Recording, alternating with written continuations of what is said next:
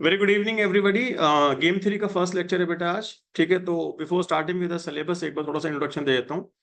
सुनना ध्यान से और नोटबुक्स निकाल लीजिए, साथ साथ कोशिश करना लिखने की। ठीक है, नोट्स तो मिल ही जाएंगे, फिर भी साथ साथ कोशिश कीजिएगा कि कुछ नोट डाउन करते रहे।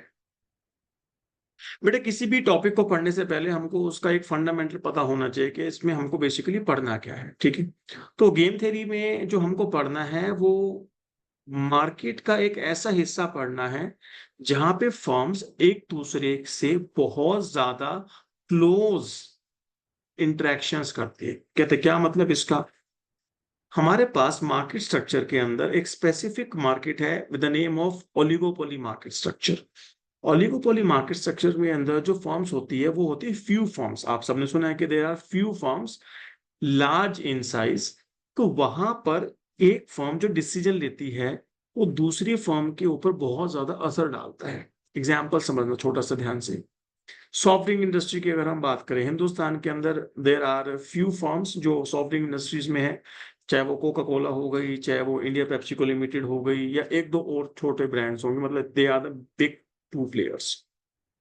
आप कभी नोटिस करेंगे इनकी प्राइसिंग ऑलमोस्ट एक जैसी रहती है। लाइक 500 ml का एक पेट अगर एक कंपनी का 40 रुपीज का आ रहा है तो दूसरा ही 40 में ही सेल करेगा। ऐसा नहीं कि कोई 42 या 43 ले लेगा। ऐसा नहीं कर सकते ये लोग। क्यों नहीं कर सकते हैं? क्योंकि प्राइसिंग मैटर्स। बहुत लोग ऐसे हैं जो कहेंगे जी हाँ यार, we are in different between Thums Up and Coca Cola, and somebody can say कि नहीं यार, थम्स अप प्रेफर करते। तो दोनों अलग अलग तरीके की मार्केट है। स्नेहा जी, आपका हैंड रेज्ड है बेटा, लेकिन मेरी क्लास में बोलने के लिए कैमरा ओपन मैंडेटरी है। प्लीज बोलिए आप। हाँ सर, मुझे पता है बट मैं तबीयत बहुत ज्यादा खराब है इसलिए। अच्छा अच्छा, कोई बात नहीं, बोलिए जी। सर मैं ये कह रही थी कि मैंने जो आपने फर्स्ट लेक्चर लिया था गेम थ्योरी का वो अटेंड कर लिया था, तो ये हाँ, तो सेम है। अगर तबीयत अगर आपकी खराब है तो आप रहने दीजिए, कोई बात। आप मिरांडा हाउस वाली स्नेहा है ना? हाँ सर। हाँ हाँ हाँ, ठीक है ठीक है, कोई बात नहीं। वैसे भी आप तो रजिस्टर्ड स्टूडेंट है, आपके पास तो रिकॉर्डिंग आ जाएगी। तो तबीयत खराब में परेशान हो रही है? सर मतलब अगर आप कुछ अलग कराओगे तो नहीं इसलिए नहीं मैं। नहीं, अलग भी कराऊंगा तो रिकॉर्डिंग तो आएगी ना आपके पास। क्यों तबीयत खराब है, परेशान हो रही है? रिलैक्स करिए, रेस्ट करिए। ठीक है सर। ओके। तो सॉफ्ट ड्रिंक इंडस्ट्री एक छोटी सी इंडस्ट्री है। अगर जीडीपी के हिसाब से देखा जाए तो भी उनको एक कंपनी अगर मान लीजिए प्राइस गिरा देगी, पेप्सी ने प्राइस गिरा दी, 35 रुपीज से कर दिया 500 ml का पैक, क्या बाकी कंपनी को नहीं करना पड़ेगा? करना पड़ेगा। अगर वो प्राइस नहीं कम करेंगे तो पूरी मार्केट को स्वाइप कर देगी। करेगा ना ऐसे? तो यानी एक फर्म अगर कोई डिसीजन लेती है तो दूसरी फर्म को रिएक्ट करना पड़ता है, दूसरी फर्म को रिएक्शन देना पड़ता है। तो ये सब क्या है? These are the strategies. ये क्या है? स्ट्रैटेजीज है। अगर आप थोड़ा सा ऑटोमोबाइल इंडस्ट्री के अंदर इंटरेस्ट रखते हो तो आपको एक फैक्ट बताता हूं। अभी recently BMW 5 series, L B W करके एक मॉडल, LWB करके उसका मॉडल एक लॉन्च हुआ है। उसने पुरानी वाली 5 सीरीज को बहुत जबरदस्त तरीके से न्यू टेक्नोलॉजी के हिसाब से अपग्रेड किया है। तो generally there is a competition between two cars in India जो 80 लाख रुपए के आसपास गाड़ी परचेज करना चाहते हैं। तो Mercedes E class and BMW 5 series, these are the two cars of the same segment. 2017 में चेंज हुए थे इनके मॉडल्स। अब 2024 है, हर 7 साल के बाद आफ्टर 7 इयर्स उनकी जनरेशन चेंज होती है। तो अब BMW जनरेशन अभी चेंज करके लॉन्च करी है, तो इसी साल with in 2-3 months Mercedes is also going to change its E class segment. तो कहता अभी तेरे को चेंज करने की क्या जरूरत थी? बस 7 साल में तुम सो रहे थे, अभी अचानक से क्या आफत आ गई? आफत इसलिए आ गई कि अगर वो अपने मॉडल को अपग्रेड नहीं करेगा तो जो इस सेगमेंट का क्लाइंट है वो सब लोग क्या करेंगे? They will go for BMW। तो मर्सिडीज की सेल क्या हो जाएगी? कम हो जाएगी। तो ये भी क्या है? एक रिएक्शन है। मैं अपने राइवल को देखूंगा, ऑब्जर्व करूंगा, फिर क्या करूंगा? स्ट्रेटेजी बनाऊंगा। समझ रहे आप मेरी बात को? जब हमारे हिंदुस्तान के अंदर वोटिंग होती है, it can B state elections, it can B central elections, कुछ भी होता है। आज तो हमारे घर में भाई सब कोई वोट मांगने नहीं आ रहा, कोई मैसेजेस नहीं आ रहे, कोई कॉल्स नहीं आ रहे कि हमको वोट दो, कोई ऐसे प्रोमिस नहीं किए जा रहे। उसी समय सब लोग एक साथ उठ के आ जाते हैं, हमको वोट दो, हमको वोट दो, हम आपके लिए करेंगे, हम आपके लिए करेंगे। क्यों? वो माहौल होता है। तो वहां पर भी क्या है? Layers. One BJP alliance, UP alliance है, एनडीए अलायंस। अब तो खैर पार्टी का नाम नहीं लेना चाहिए, पार्टी अलग तो लड़ती नहीं है, तो अब तो सब अलायंस में लड़ते हैं ना। तो ये सब क्या है? They all are the strategies to achieve a particular objective. एक ऑब्जेक्टिव अचीव करने के लिए स्ट्रेटजीज को डिजाइन किया जाता है। तो गेम थ्योरी के अंदर सबसे पहले तीन टर्म्स हमको सीखनी है। Number one is players, number two is strategies, and number three is payoff. Number three is payoff। ये तीन चीजें हमको सीखनी पड़ेगी। एक छोटा सा एग्जाम्पल मैं आप लोगों के सामने रखना चाहूंगा। उस एग्जाम्पल की हेल्प से इन तीन टर्म्स का मीनिंग आपको सिखाऊंगा। एक छोटा सा न्यूमेरिकल ला रहा हूँ, ठीक है, बहुत छोटा सा बेसिक सा एक न्यूमेरिकल है। उस न्यूमेरिकल की हेल्प से हम क्या करेंगे जी, इन तीन टर्म्स का मीनिंग सीखेंगे। Right on the question please. In a two-player game, in a two-player game, in a two-player game, each can choose, each can choose either, either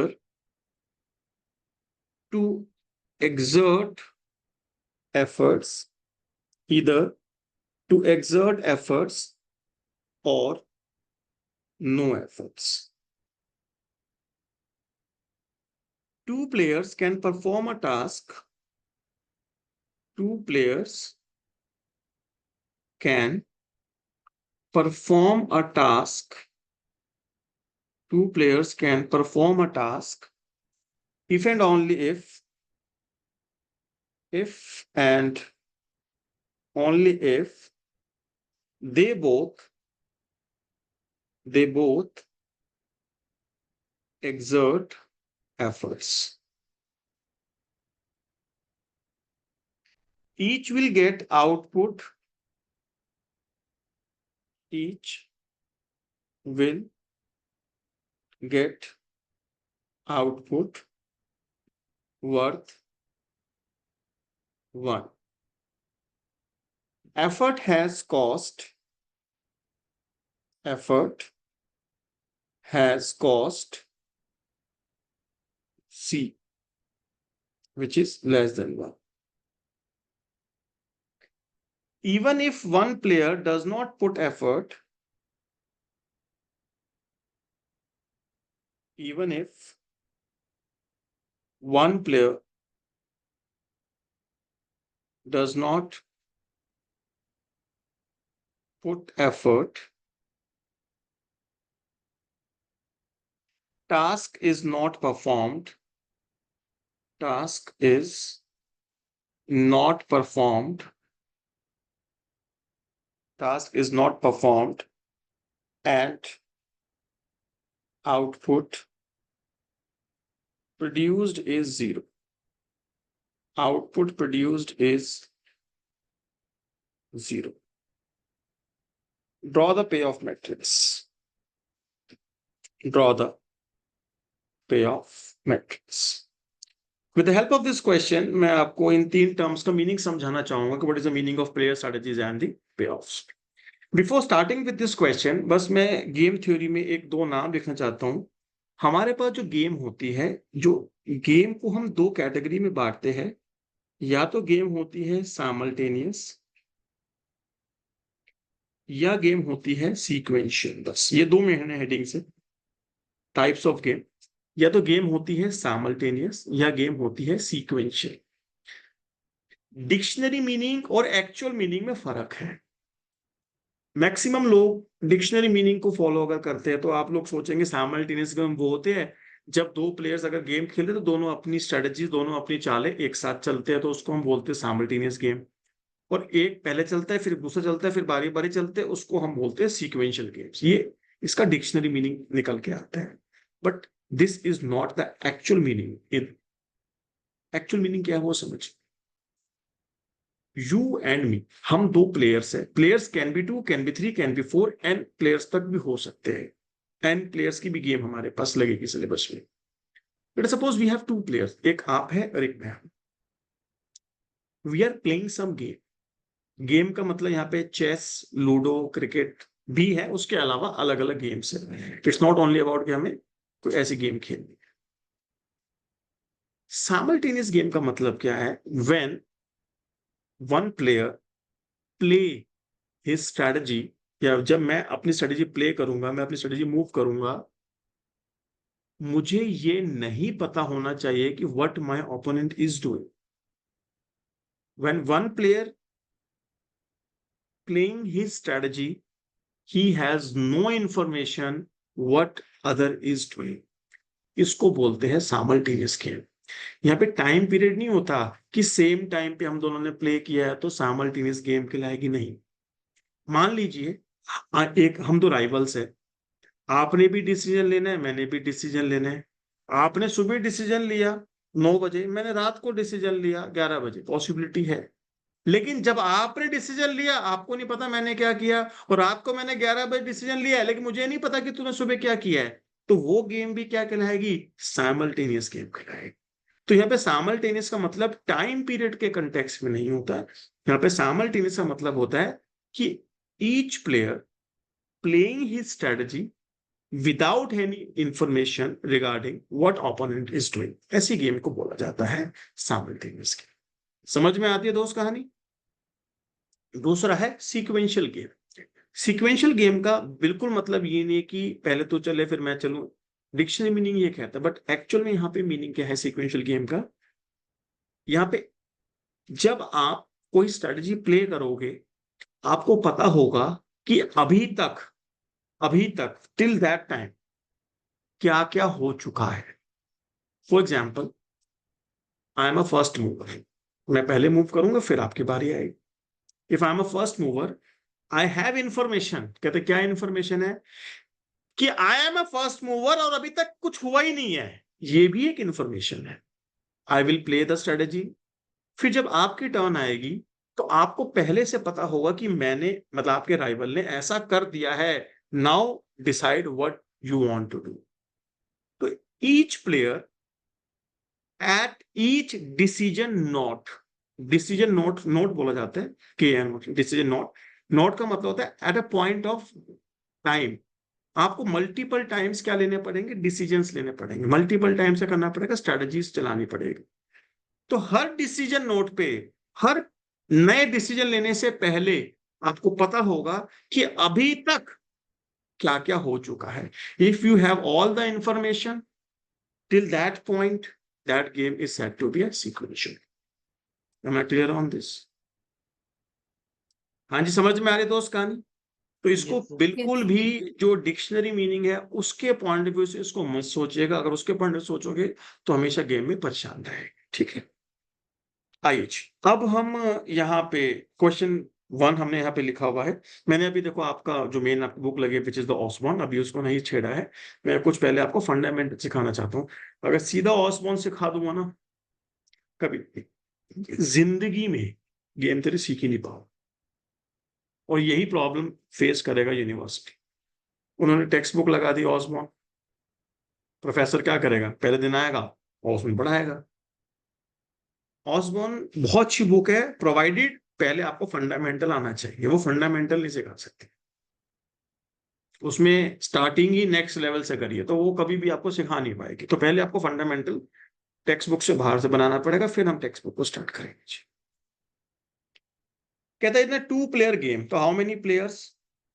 देखो जी, प्लेयर का मतलब क्या है? The participants in the game. तो player का मतलब वो वाले, आजकल बहुत ट्रेंडिंग हो रहे हैं भैया, है ना? भाई साहब का नाम क्या कहता है? बिना चश्मे के ऐसे खड़ा करने लेके सीधा कहता है आज, है ना? अब ट्रेंडिंग है, ट्रेंड चल रहा है आजकल, ठीक है? ऊपर से ये बांग्लादेश न्यूज में आके, तो प्लेयर का मतलब यही नहीं है कि कोई शूटर है या कोई भाला फेंकने वाला है, ठीक है? आज आज है मैच, कब है? कल, कब का आज का है मैच उनका? देखते नहीं क्या ओलंपिक्स? सर हो गया। हो गया? क्या रहा भाई चोपड़ा जी का? क्वालीफायर था सर। अच्छा वैसे। देखा नहीं, अच्छा सर अच्छा। क्वालीफाई करना था आज, तो हो गया शायद। तो क्वालीफाई हो गया? हम्म, अच्छा, नहीं देखता वैसे मैं भी नहीं हूँ, बस थोड़े पैसे ऐसे लगे हुए थे, इसलिए पता लगाना चाहिए।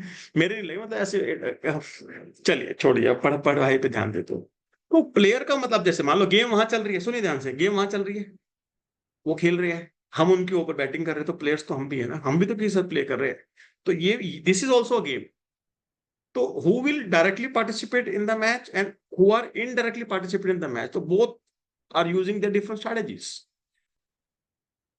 कब क्या करना चाहिए, set of instructions, action plan, what is your action plan, है ना।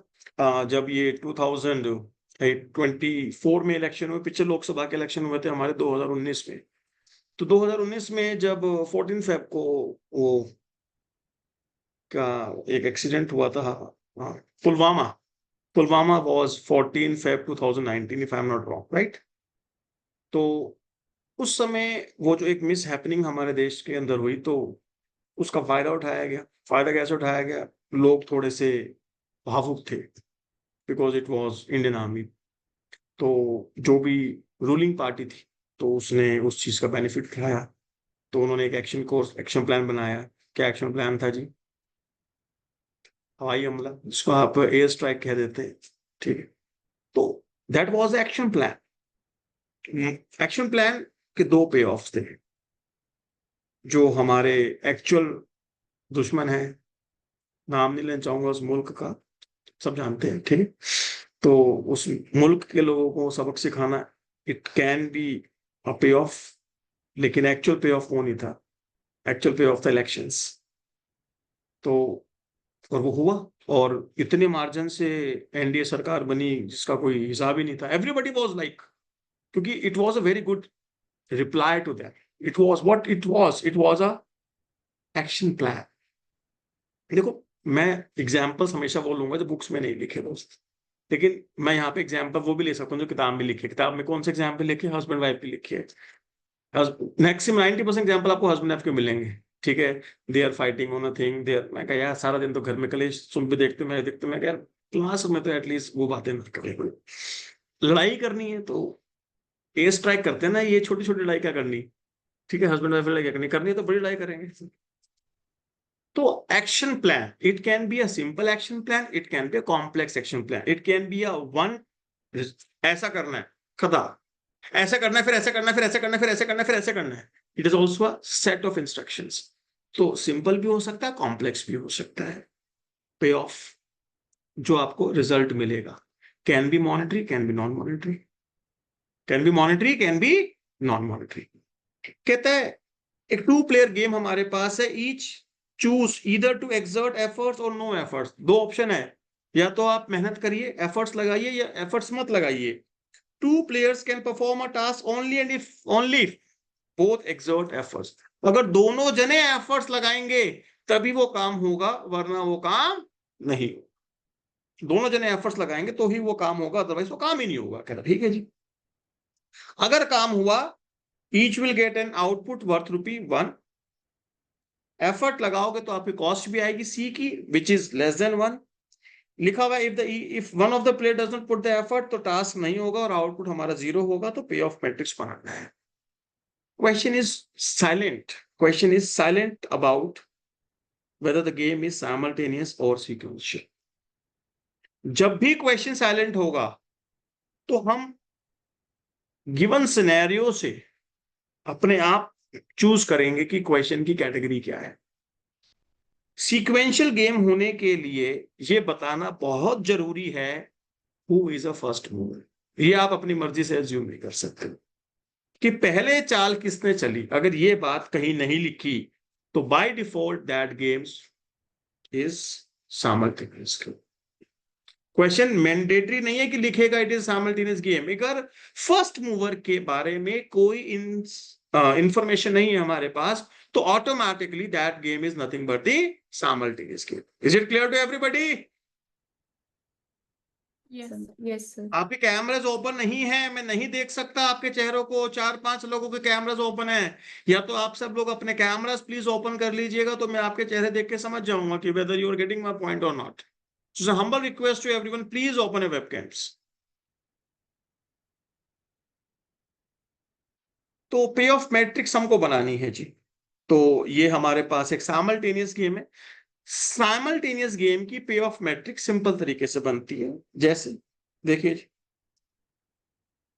2x2 की मैट्रिक्स बनेगी। 2x2 की क्यों बनेगी? दो ही प्लेयर है और दो दो स्ट्रेटेजी है, दोनों की दो प्लेयर है और दो दो ही स्ट्रेटेजी लगी हुई है। देखिए कैसे, यहां पे लिखा हमने प्लेयर 1। अच्छा एक मेरी बात सुन लीजिए, दिमाग का थोड़ा उपयोग करिए प्लीज। यहाँ पे 1-2 लिखा है, प्लेयर 1 प्लेयर 2, क्योंकि नाम नहीं बताया, 2 प्लेयर गेम है तो नाम नहीं बताया, तो हम उसका नाम रखेंगे प्लेयर 1 प्लेयर 2। तो हम कोशिश करिए आप प्लेयर 1 को यहां दीजिए, प्लेयर 2 को यहां दीजिए। कहते क्यों? क्योंकि जहां पे ऑफ आते हैं ना, उसमें जो पहले वाला एलिमेंट लिखा जाता है पेयर के अंदर वो इससे बिलोंग करता है और सेकंड वाला इसको बिलोंग करता है। तो जब हम पे ऑफ की बात करेंगे तो पहले वाला एलिमेंट प्लेयर 1 को बिलोंग करना चाहिए। गलत नहीं है, कुछ और भी हो सकता है, अगर आप रिवर्स लिख दो गलती नहीं है। हाँ, अगर नाम लिखे होते एक राम है एक श्याम है, फिर मैटर नहीं करता, फिर कोई भी कहीं भी लिख, तो हम कहते हैं भैया this belongs to Ram, this belong to Shyam, या श्याम यहाँ लिख देंगे तो this belong to Shyam, this belong to Ram, तो मैटर नहीं करती चीजें अगर नाम होंगे तो। लेकिन अगर प्लेयर का नाम किसी नंबर पे असाइन किया गया है, player 1 player 2 player A player B, तो कोशिश करिए जो पहले आता है उसको आप यहां पे इंट्रोड्यूस करें। यहां कर दो गलत नहीं होगा, लेकिन लॉन्ग टर्म में आपको इजी रहेगा प्रॉब्लम्स को सॉल्व। ठीक है, तो I am mentioning player 1 here and player 2 here. Thereafter write their strategies. Strategies क्या है? एफर्ट्स पुट करना या एफर्ट्स ना करना, तो efforts no efforts, efforts no efforts. अच्छा एक बात और सुनी, बच्चा अपनी मर्जी बहुत दिमाग लगाता है, कहता है सर यहाँ लिखा मैंने एफर्ट नो एफर्ट, कहता है क्या सर मैं ऐसे लिख सकता हूँ यहाँ पे नो एफर्ट और एफर्ट? लिख सकते हैं, मनाही कोई नहीं है, बिल्कुल लिख सकते हैं। लेकिन जो एक सीक्वेंस आता है, जो एक कह दीजिए सुंदरता आती है क्वेश्चन के अंदर, वो चाहिए, वो चीज नहीं मिलेगी, नहीं फिर जो शॉर्टकट्स लगेंगे वो चीज मिसिंग हो जाएगी।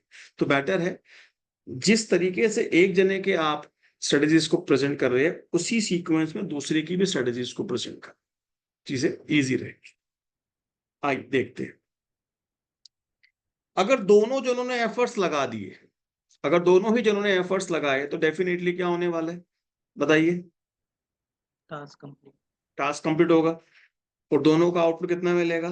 1 ईच, 1 ईच। तो what will be there net पे ऑफ? नेट क्या मिलेगा उन्हें? 1 minus 1 1 माइनस सी बिकॉज उन्होंने एफर्ट्स लगाया तो कॉस्ट भी आएगी, तो 1 माइनस सी ईच, 1 माइनस सी 1 माइनस सी। तो ये वाला जो 1 माइनस सी है ये प्लेयर 1 के लिए है और ये वाला जो 1 माइनस सी है ये प्लेयर 2। ठीक है, सिमिलरली अगर दोनों ने ही एफर्ट्स नहीं लगाए तो आउटपुट तो बन के तैयार नहीं हुआ और ना ही इनकी कॉस्ट आई, तो क्या होगा? 0,0। इसमें क्या है जी, प्लेयर 1 ने एफर्ट्स लगाए हैं, प्लेयर 2 ने एफर्ट्स नहीं लगाए हैं, तो काम तो हुआ नहीं जी, मिलना तो कुछ है नहीं किसी को, लेकिन जिसके एफर्ट लग गए उसके बेचारे की कॉस्ट आ गई होगी। तो प्लेयर 1 का नेट रिजल्ट क्या आएगा? माइनस सी, और प्लेयर 2 का हो जाएगा जी 0। तो minus C comma 0 and the same है 0 कॉमा माइनस सी। कोई दिक्कत किसी को? तो there are 2 players having 2 strategies each and this is a payoff matrix, this is a payoff matrix। कोई डाउट यहां तक किसी को? आगे चलते हैं। एक मेरी छोटी सी एक बात सुनने की प्लीज कोशिश करिएगा, उससे हम्बल रिक्वेस्ट। जब आप बुक्स पढ़ेंगे ना तो there will be lot of confusion, मतलब इतनी कंफ्यूजन होगी आप सोच भी नहीं सकते। तो इसलिए कह रहा हूं before starting with the text book एक बार जनरली चीज समझिए। इसको समझाने के लिए मैं आपको 9th 10th क्लास के मैथ्स पे ले चलता हूँ। ठीक है, सुनने की कोशिश करना।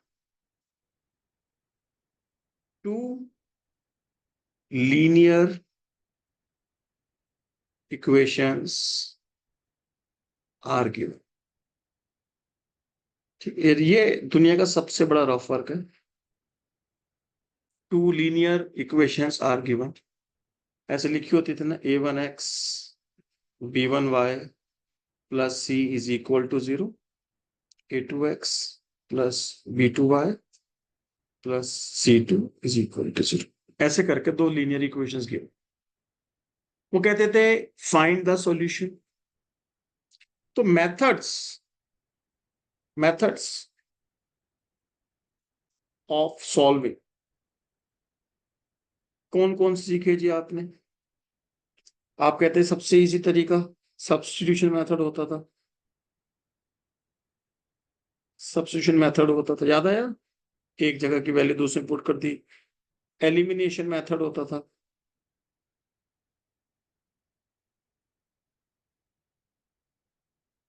क्रॉस मल्टीप्लिकेशन होता था, एंड मैनी मोर। तो ये मेथड्स थे।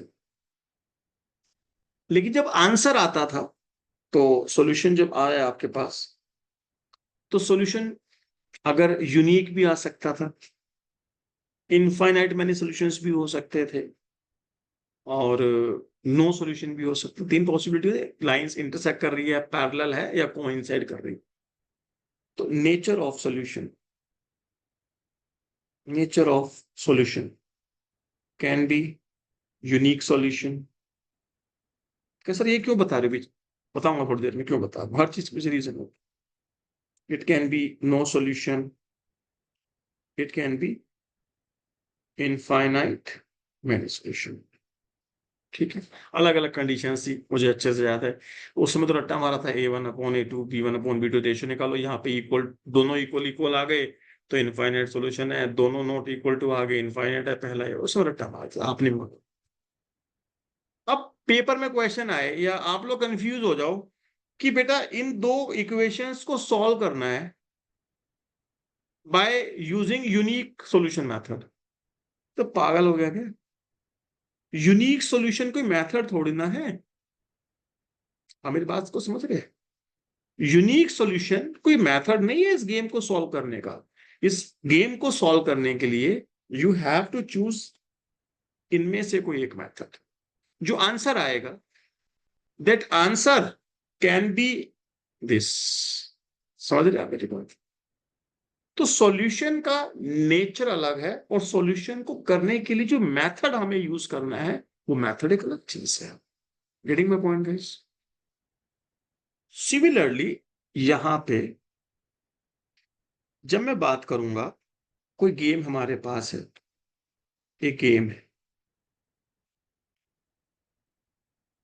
जब इसको हम गेम को सॉल्व करेंगे, उस गेम को सॉल्व करने के लिए we will use strategy. Strategies का मतलब है methods, types of strategy. Multiple strategies है, लाइक डोमिनेंट स्ट्रेटेजी। सिखाएंगे एक एक करके। Weakly dominant strategy,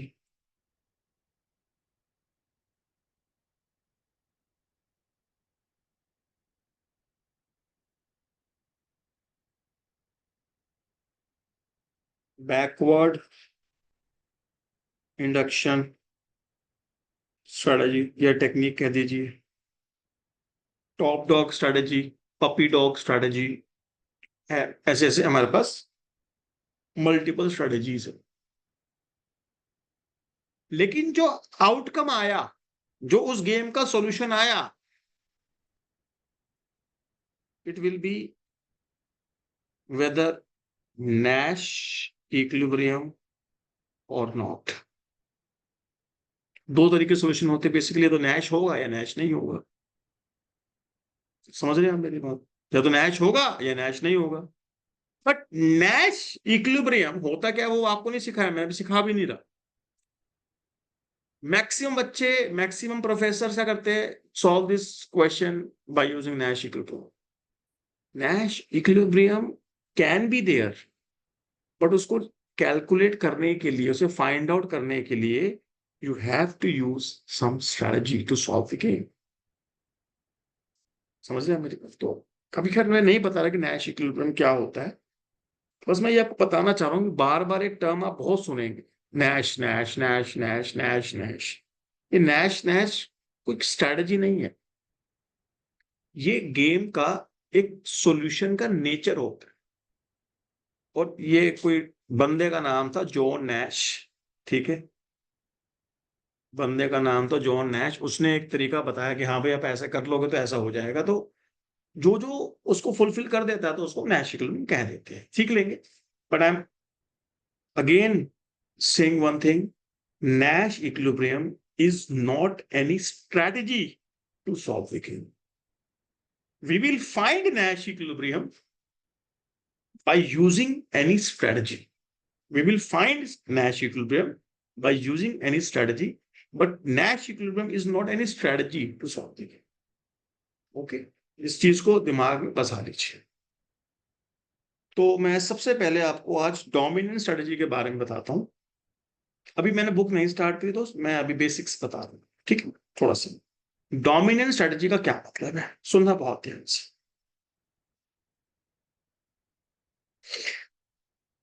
game theory के अंदर एक चीज हमेशा होगी विच इज रैशनैलिटी। रैशनैलिटी का मतलब क्या है? मैं भी समझदार हूं, मैं अपने लिए वाइज डिसीजंस लूंगा, और मैं ये भी मान के चलूंगा कि मेरा ओपोनेंट भी समझदार है, वो भी अपने लिए वाइज डिसीजन लेगा, जो उसके लिए बेस्ट होगा गिवन सर्कमस्टांसेस में, वो भी अपने लिए बेस्ट करेगा। ऐसा मैं भी एज्यूम करूंगा, ऐसा वो भी एज्यूम करेगा। I am rational and I will also assume that my opponent is also rational. Is it clear? मान लीजिए दो प्लेयर है, अब यहाँ पे मैं मल्टीपल गेम्स बनाऊंगा, लिखूंगा नहीं, मैं सिर्फ बोलूंगा, सीधा मैट्रिक्स आपको दिखाई देगी, ठीक है? एक मैट्रिक्स हमने बनाई, एक प्लेयर ए है, एक प्लेयर बी है। There are two players, player A and player B, having two strategies each. दोनों के बाद दो दो स्ट्रेटजी है। इसको मैं नाम लिख दिया strategy 1, strategy 2, strategy 1, strategy 2। Player 1 और प्लेयर 2 जब अपनी अपनी स्ट्रेटजीज को प्ले करेंगे तो कुछ उसकी पे ऑफ्स आएंगे। वो पे ऑफ आपको गिवन, मान लीजिए मैं ऐसे रैंडमली को नंबर लिख दिए 10, 15, 15, 5, 7, 17, 20, 2। ऐसी रैंडमली मैंने कुछ लिख दिया है, ठीक है?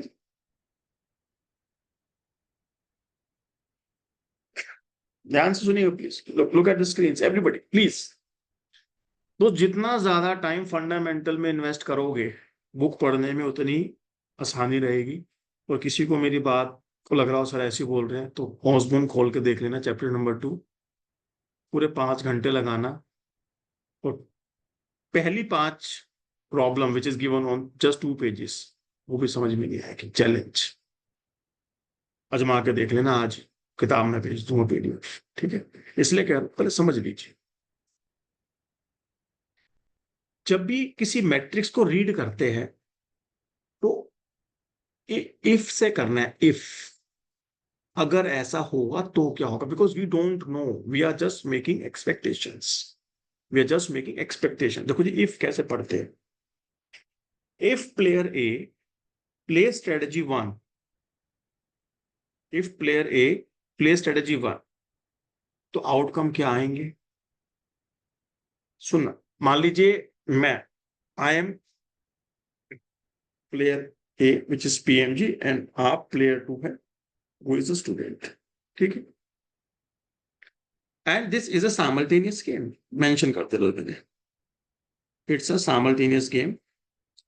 मेरे को बोला गया एक डिसीजन लीजिए, दोनों स्ट्रेटजी में से एक को चूज करिए, आपको भी बोला गया दोनों स्ट्रेटजी में से एक चूज करिए, और दोनों अपना अपना नेट आंसर दे देंगे, उससे पे ऑफ आ जाएगा। But when I am taking decision, I don't know what you are doing, and even you don't know what I am doing. Simultaneous game का मतलब ये होता है ना कि we don't have any information what my opponent is doing. तो what I will do, मैं अपने दिमाग में सोचूंगा, सारी कैलकुलेशंस करूंगा, सारी प्रोबेबिलिटीज को देखूंगा कि क्या क्या हो सकता है। मैं सोच रहा हूं यार, अगर आप क्या करो मुझे पता नहीं है, पर मैं सोच रहा हूं अगर मेरा स्टूडेंट स्ट्रेटजी 1 चले तो मेरे लिए क्या करना अच्छा है? स्ट्रेटजी 1 चलना अच्छा है या स्ट्रेटजी 2 चलना अच्छा है? तो क्या अच्छा है मेरे लिए? जी वन 1, क्योंकि हमें 10 का पे ऑफ मिल रहा है, तो यानी यहाँ पे मेरे को स्ट्रेटजी 1 चलना अच्छा है। लेकिन अगर स्टूडेंट 2, मतलब सॉरी मेरा स्टूडेंट जो है वो स्ट्रेटजी 2 चलता है, तो मेरे लिए क्या अच्छा है?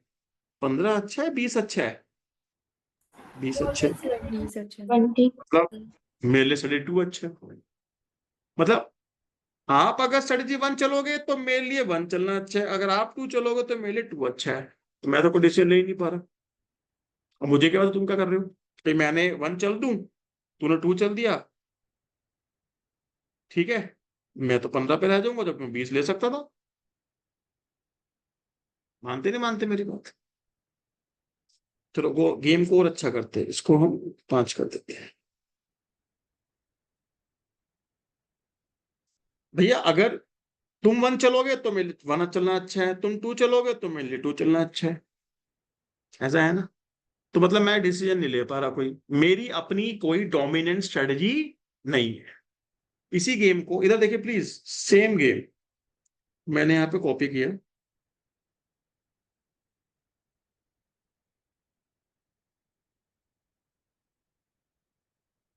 Same game.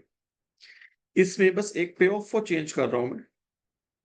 इस पे ऑफ को मैं यहाँ पे 25 कर रहा हूँ, ठीक है, जानबूझ कर रेड कलर से, ताकि आपको विजिबिलिटी दिखाई दे कि मैंने चेंजेस क्या करे। अब इस गेम में अगर मैं रीड करूं, look at here please, player ए सोच रहा है कि अगर प्लेयर बी स्ट्रेटजी 1 चले तो मेरे लिए क्या अच्छा है? स्ट्रेटजी 1 चलना। और अगर प्लेयर बी स्ट्रेटजी 2 चलता है तो मेरे लिए क्या अच्छा है? तब भी 1 चलना। तो बाहर में जाए प्लेयर बी, मेरा पे ऑफ तो हमेशा कब ज्यादा आएगा? जब मैं स्ट्रेटजी 1 चलूंगा। बोलिए यस और नो। तो I will play strategy 1 irrespective of what my opponent is doing।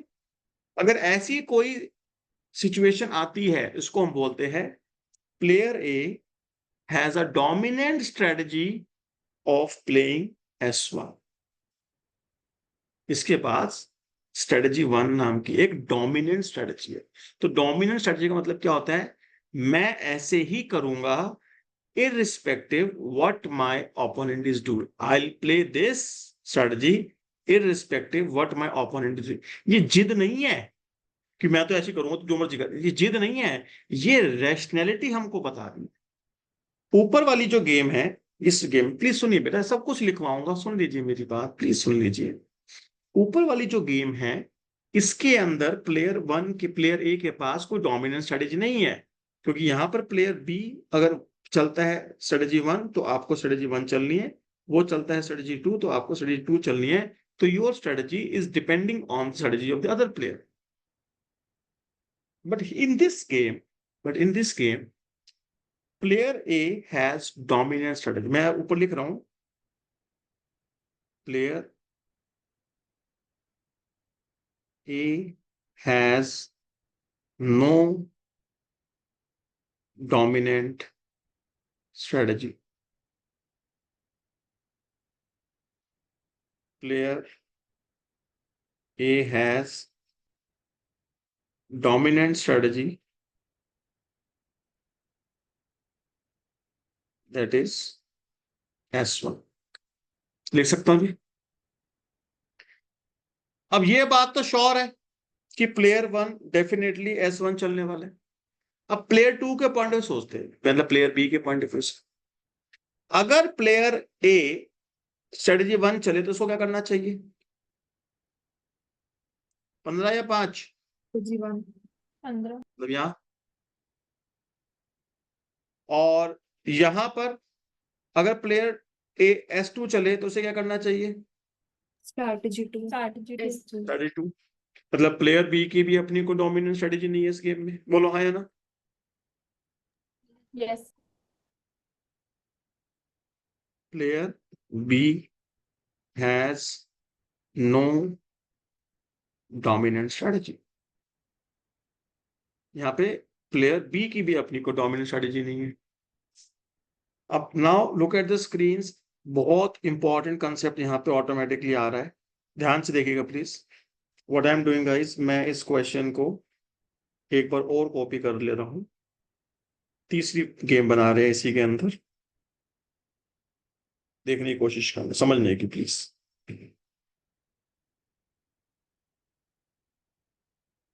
मैंने इसके अंदर हल्का माइनर सा चेंज करके यहाँ पे मैंने इसको 27 बना दिया, ठीक है। Now look at this third game. देखो यहां पर भी लिख देता हूं, इस गेम में player B has no dominant strategy. नहीं है, देखो प्लेयर वन चले S1 तो वो चले S1, प्लेयर वन चले S2 तो वो चले S2, तो प्लेयर टू की तो अपनी कोई डोमिनेंट स्ट्रेटजी है नहीं। यहां पर प्लेयर टू की डोमिनेंट स्ट्रेटजी है कोई, देखना। प्लेयर वन चले S1 तो वो चलेगा S1, प्लेयर टू चले प्लेयर वन चले, प्लेयर ए चले S2 तो वो चलेगा S1। तो उसका मतलब क्या, बाहर में जाए player A, whatever player A will do, player B will definitely play strategy 1। तो यहां पे player B has dominant strategy,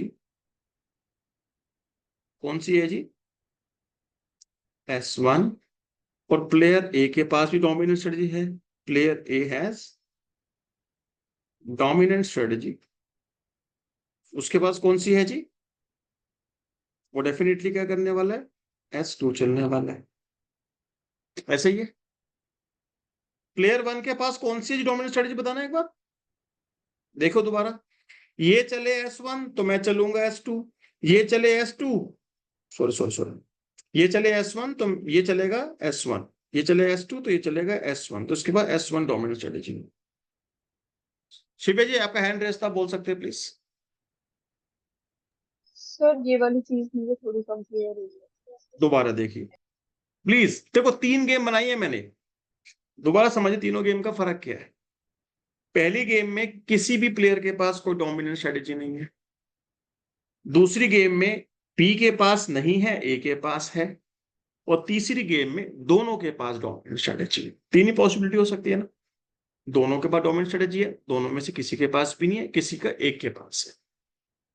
and what is the meaning of dominant strategy, I will play this strategy irrespective of what my opponent is doing। और ये जिद नहीं होती कि मैं जो मर्जी करूं मेरी मर्जी, ऐसे नहीं है।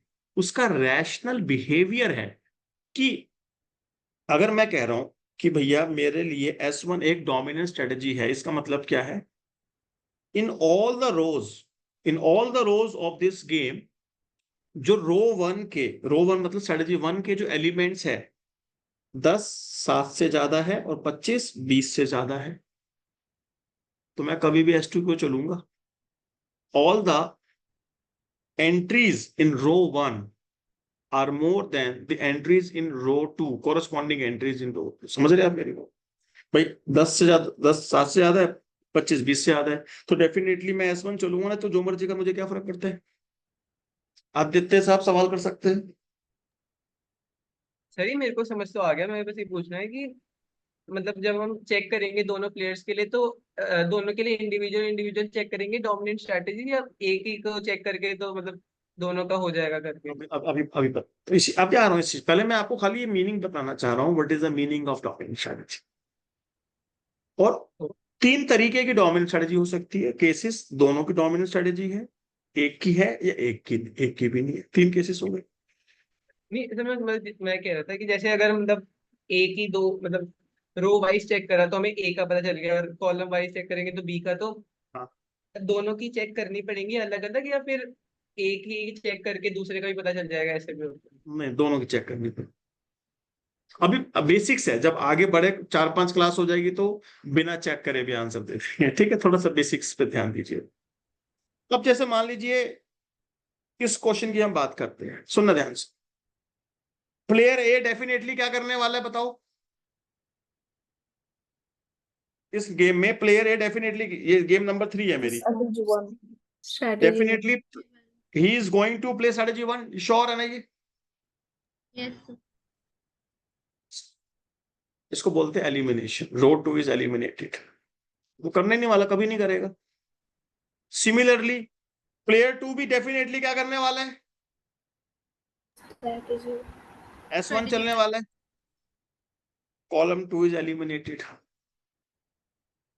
भैया तू भी S1 चल दे, तू भी S1 चल दे, and game is solved and the outcome is 10,15, खत्म का, game is solved by using the dominant strategy. दोनों ने अपनी अपनी डोमिनेंट स्ट्रेटजी चली और गेम सॉल्व हो गई, खत्म कर। समझ में आई? If both players have dominant strategy in a game, both will play their dominant strategy, all other rows and all other columns will be eliminated, all other rows and all other columns will be eliminated, and result will be in front of you. Am I clear on this? Yes, sir. This game is solved by using which strategy?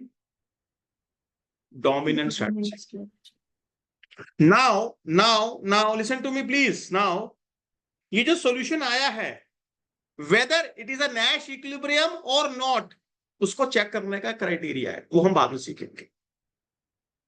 Whether this solution which is here by using the dominant strategy, this solution is Nash equilibrium or not, ये Nash equilibrium है या ये Nash equilibrium नहीं है, उसको हम check करेंगे किसी तरीके से। इसलिए मैंने क्या बोला, नैश इक्विलिब्रियम गेम को सॉल्व करने का तरीका नहीं है। जब सॉल्व गेम हो जाएगी, उसका सॉल्यूशन आ जाएगा, तो वो जो इक्विलिब्रियम निकल के आया है, वो जो सॉल्यूशन निकल के आया है, वेदर इज दिस नैश और नॉट, वो हम किसी और क्राइटेरिया पे चेक करेंगे। जैसे सॉल्यूशन कैसे निकले थे, इधर bye using the elimination method, cross multiplication method, substitution method, but solution निकलने के बाद हम चेक करेंगे whether it is unique solution, no solution, infinite solution. So what nature of equilibrium and nature of solution. Now look at this game number 1. किसी भी player की कोई dominant strategy नहीं है, तो this game cannot be solved by using dominant strategy. तो ये game dominant strategy से ही सॉल्व नहीं हो सकती। We will solve this game by using any other strategy, किसी और मेथड से, किसी और स्ट्रेटजी से सॉल्व। ठीक, okay. Now this game, second game, मैं हूं प्लेयर ए, आप हो प्लेयर बी। प्लीज सुनिए ध्यान से, मैं हूं प्लेयर ए और आप है प्लेयर बी, ये बात समझ लीजिए ध्यान से। यहां पे एक जने की डोमिनेंट स्ट्रेटजी किसकी, मेरी। ये बात किसको पता है, आपको भी पता है और मुझे भी पता है। We both know this thing very well कि आई हैव डोमिनेंट स्ट्रेटजी। तो मेरे लिए तो ये तो डेफिनेटली क्या हो गया, एलिमिनेट हो गई। मेरे लिए क्या, तुम्हारे लिए भी होगी, तुम्हें पक्का पता है ना, you are pretty sure that PMG is going to play strategy 1, say yes और नो। और हमारी गेम में नेगेटिव नहीं होता है कि मैं तो मरूंगा इसको लेके मरूंगा, ऐसा हमारे गेम में ऐसा नहीं है जी, क्योंकि एक गेम थ्योरी जो इंडिया में नहीं लिखी गई, ठीक है, इसलिए यहाँ पे ऐसे नेगेटिविटी नहीं है कि मैं तो मरूंगा तो को साथ लेके जाऊंगा, नहीं। ये अपना फायदा देखना, दूसरे का नुकसान नहीं देखना, ठीक है। अपना फायदा जहां मैक्सिमाइज हो उसको हमें ऑप्ट करना है। ये नहीं कि अच्छा मेरे को कम मिल जाए भले, कोई दिक्कत नहीं, इसको साले को ज्यादा नहीं मिलने चाहिए ना, ऐसा। ये अगर इंडिया में गेम थ्योरी का जन्म हुआ हो तो जरूर इसके अंदर कोई ना कोई कॉम्पोनेंट्स ऐसे जरूर होते हैं यहाँ पे जेलेसी वाले। फिलहाल ऐसे कोई कॉम्पोनेंट यहाँ पे नहीं। तो ये रो मेरे लिए एलिमिनेट हो चुका है, तो मैं डेफिनेटली क्या करने वाला हूँ, S1 चलने वाला हूँ। ये बात किसको पता है, ये बात मुझे भी पता है और ये बात तुम्हें भी पता है। Although you don't have any dominant strategy, but you know this thing very well according to the assumption of rationality that player A will definitely going to play strategy 1. What you will do?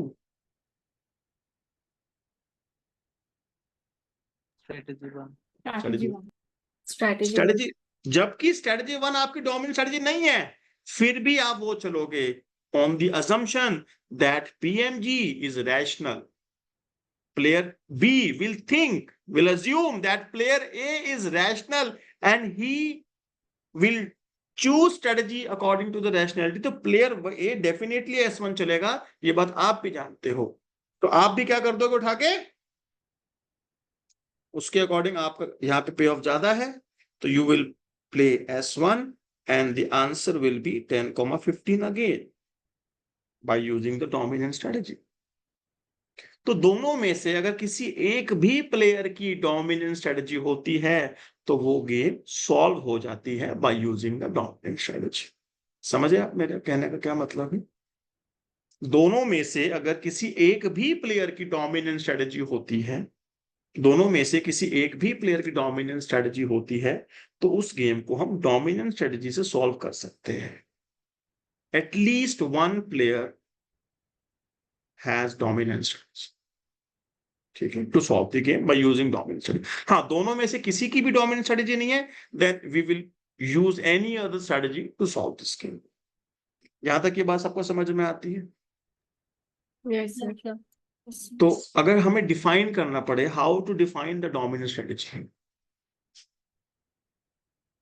Player A will choose a specific strategy irrespective of what his opponent is doing. In other words, इधर देखिए बच्चे, English में देख के नहीं बोला कि लिखी हुई नहीं है तो ग्रामेटिकल एरर होगी, तो समझ लीजिए बस मैं क्या कहना चाह रहा हूं। In other words, all elements of a row, इसके लिए हम बात कर रहे हैं, all elements of a row are more than their corresponding entries of the other row. समझ के क्या कहना चाह रहा हूं? मतलब जैसे 10 7 से बड़ा है, 25 20 से बड़ा है, अगर और भी होते तो ये वाले सारे बड़े हैं। एक रो के जितने एलिमेंट्स हैं वो बड़े हैं किससे? बाकी सारी रोज से। एक रो के सारे एलिमेंट्स बड़े हैं बाकी सारी रोज से, तो उसको हम बोलते हैं कि वो जो रो है वो एक डोमिनेंट स्ट्रेटजी है। ओके, अच्छा, इसको अब मैं रिवर्स कर दे, थोड़ा आगे चलते हैं। अब मैं इसको 3x3 में ले चलता हूं। किस में चलता हूं? 3x3 में। ठीक है जी, सुनना ध्यान से please, look at the screen everybody. बचपन में एक गेम खेली होगी आपने, रॉक पेपर सीजर वाली। मैंने तो खैर किताबों में पढ़ी, हमने तो कभी खेली नहीं। आप लोगों ने जरूर खेली होगी ना। दो सहेली बैठी होती है, ऐसे करती है, ठीक है, वो ऐसे करती है, अच्छे रैप कर लेती है, ऐसे, है ना। तो ये देख, आपके बचपन में ऐसी गेम्स होती है, हमारे बचपन में गाँव में कंचे होते थे। तो हमारे को तो कौन रॉक पेपर सीजर खिला रहा था, ठीक है। हमारा राजा मंत्री चोर सिपाही होता था बचपन के अंदर, है ना। तो आप लोग की जनरेशन आ गया तो आपकी गेम्स भी अलग रही है। तो फिलहाल मैं एक 3x3 की मैट्रिक्स बनाना चाह रहा हूँ एक।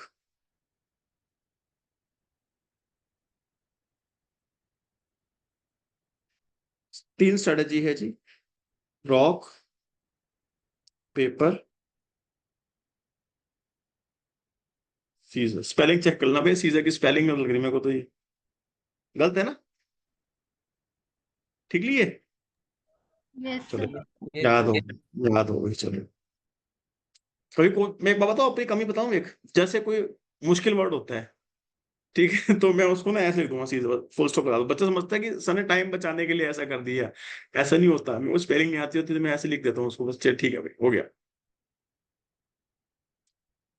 रॉक पेपर सीजर, ये है जी एक प्लेयर 1 और यहां है प्लेयर 2। आओ जी, जीतने वाले को मिलेगा जी 1 और जो हारेगा उसको मिलेगा 0। ठीक है, ऐसे करना है, जीतने वाले को मिलेगा 1, हारने वाले को 0, और अगर नहीं, हारने वाले को -1, हारने वाले को -1, जीतने वाले को 1, हारने वाले को -1, और अगर टाई हो गया तो 0।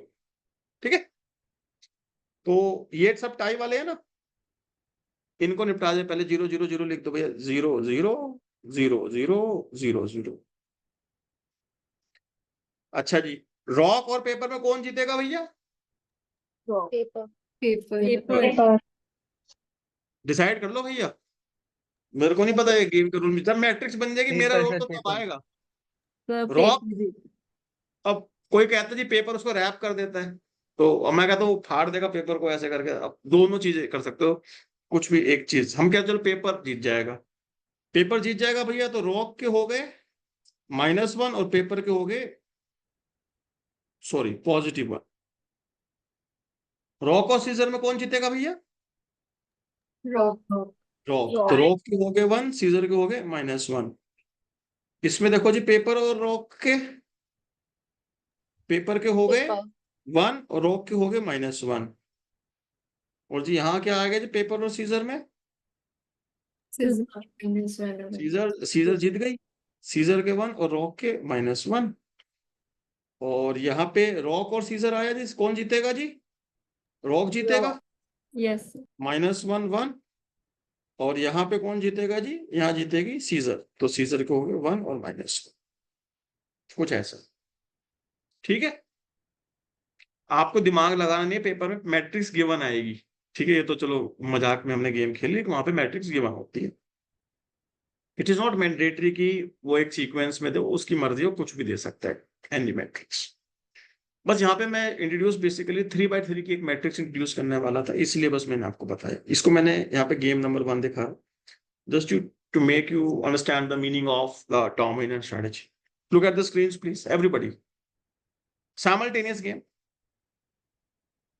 नहीं पता दोनों को कि सामने वाला क्या करेगा। साइमल्टेनियस गेम है, कुछ सोचिए। If player 2 play rock, player 1 को क्या करना चाहिए? Paper. Paper. Paper. Sir, paper. Game मत सोचो, मैट्रिक्स में देख के बोलना। इफ प्लेयर 2 प्ले पेपर, इसे क्या करना चाहिए? Scissor. Scissor. If player 2 play scissor, इसे क्या करना चाहिए? रॉक। Rock. तो प्लेयर 1 की अपनी कोई डोमिनेंट स्ट्रेटजी है? नहीं, नहीं। नहीं है ना। प्लेयर 1 की अपनी कोई भी डोमिनेंट स्ट्रेटजी नहीं है।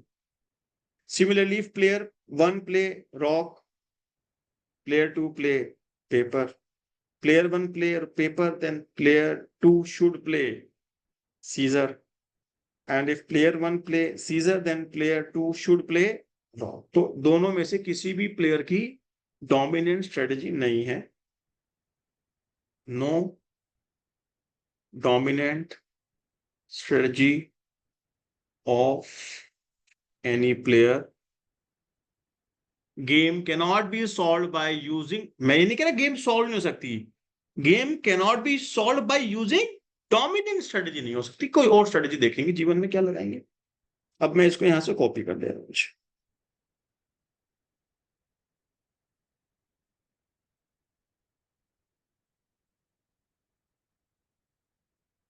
देखिए जी ध्यान से please, look at the screens everybody, please look at the screens. ये हमने गेम 2 बनाए थे, इसमें कुछ ऑल्टरेशन कर रहा हूं, ध्यान से देखिएगा।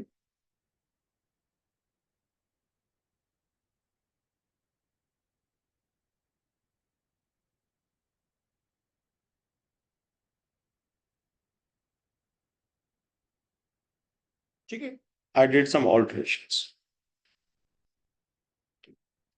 एक बात और समझ लीजिए, यहाँ पे मैग्नीट्यूड मैटर नहीं करता कि ये इससे कितना ज्यादा है, ज्यादा है बस इतना ही मैटर करता है। गैप 1 का है या 100 का है, हमें चूज वही करना है जो ज्यादा है। समझ रहे हैं आप मेरी बात? यहाँ पे ग्रेटर होना बड़ा है, इंपॉर्टेंट चीज है, कितने मैग्नीट्यूड से वो ग्रेटर है उससे हमारा कोई रेलेवेंस नहीं है। Is it clear? Yes. Yes, sir. Now हमने जो आउटकम चेंज करे हैं, ऑब्वियसली प्लेयर 1 के लिए करे हैं, दिख रहा है हमें साफ साफ। तो प्लेयर 2 की तो आज भी कोई डोमिनेंट स्ट्रेटजी नहीं है। Yes. Player 2 has no dominant strategy. Player 2 की अपनी कोई डोमिनेंट स्ट्रेटजी नहीं है, लेकिन look at the screens. If player 2 rock, player 1 paper, player 2 paper, player 1 paper. Paper, player 2 scissor, player 1 paper. Paper. तो प्लेयर 1 की स्ट्रेटजी है, दोनों रो एलिमिनेट हो जाएगी। player 1 has dominant strategy of playing paper. मानते हैं इस बात को? ये बात किसको पता है? दोनों को पता दोनों है। को। दोनों को पता। तो जब प्लेयर 2 को पता है कि भैया तो पेपर चलने वाला है, तो वो क्या कर देगा? सीधे तो वो सीजर चल सीजर। देगा। तो आउटकम आ गया 11,1. 11,1 is the solution of this game by using the dominant strategy. Getting my point? हाँ जी, यस यस। सर। समझ पा रहे चीजों को? क्या समझाने की कोशिश कर रहा हूं मैं?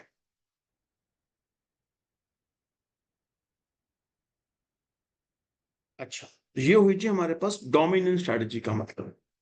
तनीषा जी सवाल करिए प्लीज।